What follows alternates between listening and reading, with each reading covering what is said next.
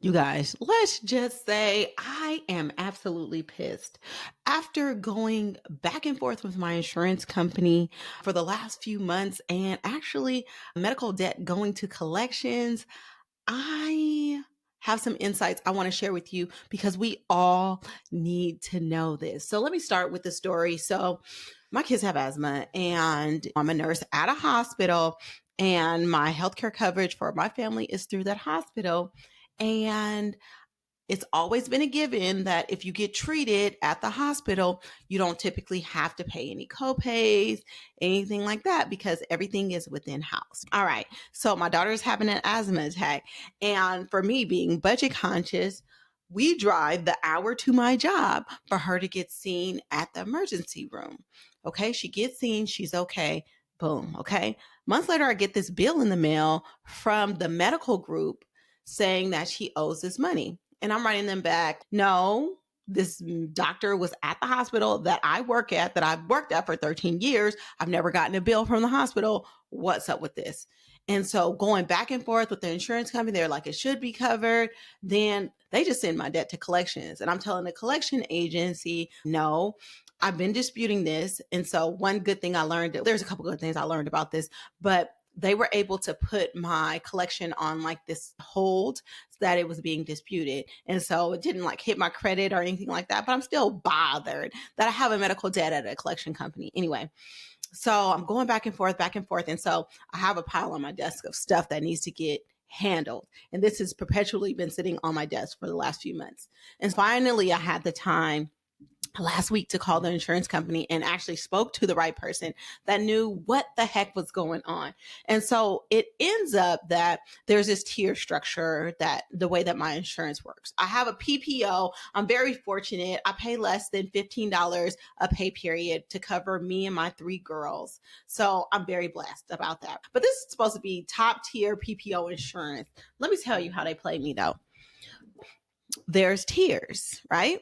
So tier one is anything that I get done in the hospital. And tier one is usually covered at 100%. Then there's tier two. There is places that I can go outside of the hospital that are within my insurance network, which is a Blue Shield insurance network that is tier two. But when I go to those visits, I'm subject to co-payments and I have to meet my deductible before they started paying out. And then there's tier three, which is out of network, which is you cover most of the things. It's your deductible and all these kind of things. Basically, you're paying a lot out of pocket. So I'm tier one. I'm taking my daughter to the emergency room at my job. Is my people, whatever, whatever. So the customer service lady is like looking deep and digging deep into it. And she's okay, yes.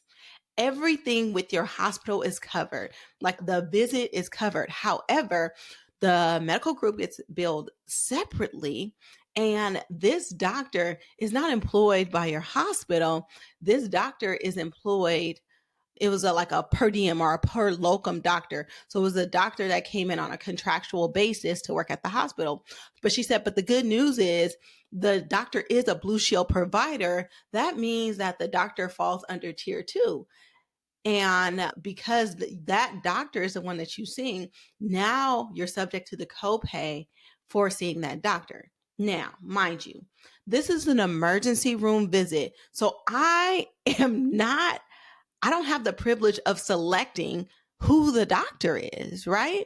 So I'm just like, so this doctor basically selected me. So now I already drove an hour for my daughter who's having an asthma attack to make sure that I don't incur any extra costs. But now you're telling me, but just because the luck of the draw, I show up and it's this one doctor that's there that I don't have any choice of. Now I have to pay because he does not fall under tier one. I was like, that's some BS. I was like, so if this is a situation where I don't have a choice in the matter of the doctor, shouldn't it be covered? And she was like, technically, yes. However, it's not automatically covered. I was like, is there a way to appeal it? She was like, yes, but the appeals process is 180 days after the service. Now, this happened in April last year, so we're far out of that 180 day window. Now, she said what she has seen happen is that if a lot of people start appealing it, they might move this doctor into tier one status, or the hospital will make an exception for these doctors where they're covered, right? They fall under tier one. But the bottom line is most people don't understand this. Number one, most people do not read their insurance bills. Either they just pay them or they just let them pile up. They let them go to collections. They don't care. I read all of my insurance bills. And in past episodes, I've had Angel Cellucci on talking about medical errors with insurance billing. I'll link that in the episode. I also had on Oxana Performa, who is an insurance agent, an independent insurance agent that finds private insurance for people if you're employed or not. But she knows all of these rules as well.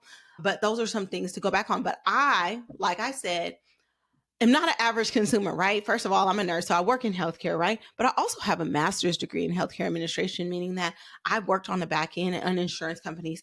And for me not to understand this is freaking annoying. So I know your average everyday consumer isn't digging deep into their bills. And so that's why I wanted to make this episode. So I can tell you guys like how important it is for you to look into your bill. And if something like this were to happen where you have no choice in your provider, appeal that so you don't have to pay. Now, in full transparency, it was only $77. But the bottom line is, I don't want to have to pay that. If I'm driving an hour with my sick daughter to a hospital to avoid a copayment, I don't want to pay a copayment.